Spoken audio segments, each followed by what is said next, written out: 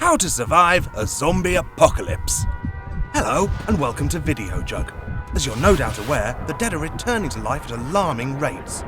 That means there are now legions of pesky old zombies wandering around the place, biting bits off people and making them into their undead slaves.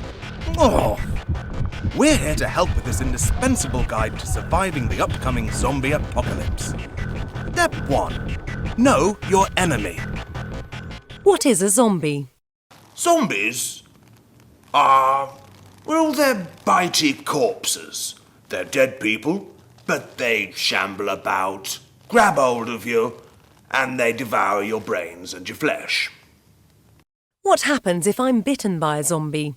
Well, your long-term prospects are... well, they're pretty bleak.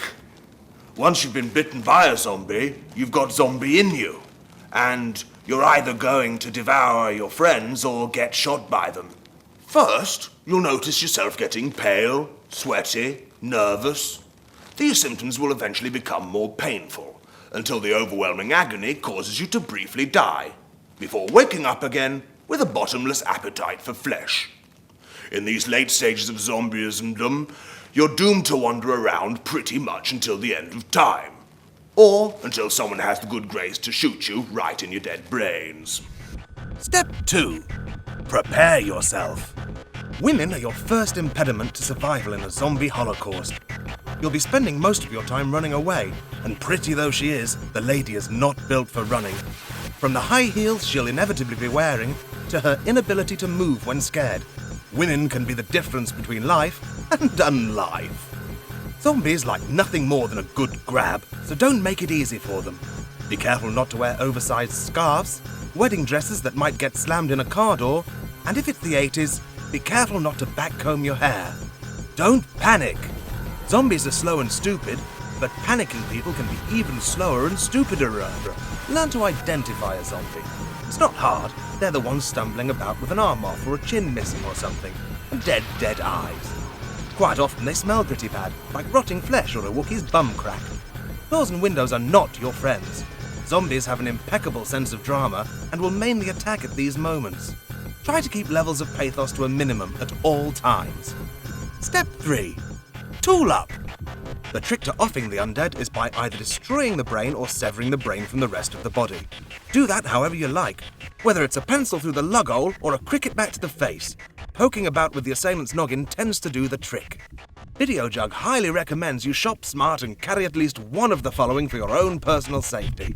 Pencils, screwdriver, preferably a Phillips, a sword, a hammer, Molotov cocktails, cricket bat, a crowbar. If by some chance you've actually got your mitts on an actual boomstick, please for crimini's sake make the effort to shoot the zombies in the head.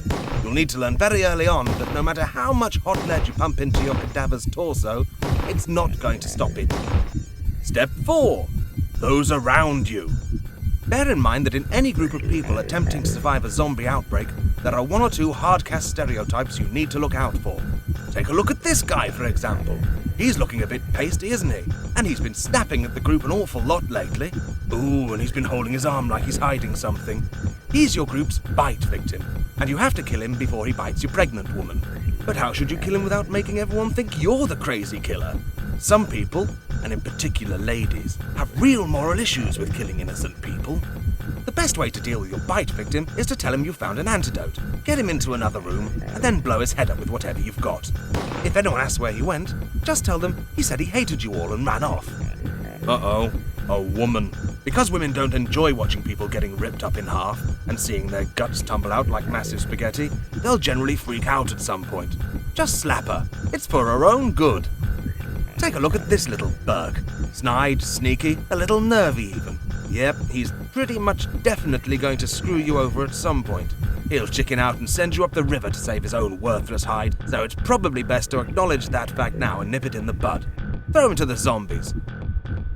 Remember, don't double-cross anyone. If you do, you'll meet the stickiest end of all. Your intestines will be pulled out, your legs will come off, and it'll just be horrible. Step 5. Further advice. Lifts. Always full of zombies. Loved ones will die. Suck it up, you're gonna have to be the one to reoff them yourself when they turn. Whoever died first will come back at the end, all zombied. Scientists, don't keep any alive for study. Come on, you're supposed to be smart. That's bound to end in disaster. And for crying out loud, what are you doing? Don't give it a gun! If you're backing away from something grisly, please do take a quick moment to look behind you. With these tips in mind, the whole nasty crisis should be a tip-top hoot, and you'll be able to enjoy the whole thing until the army turn up. However you choose to survive the zombie apocalypse, do try and have fun. Good luck! Done.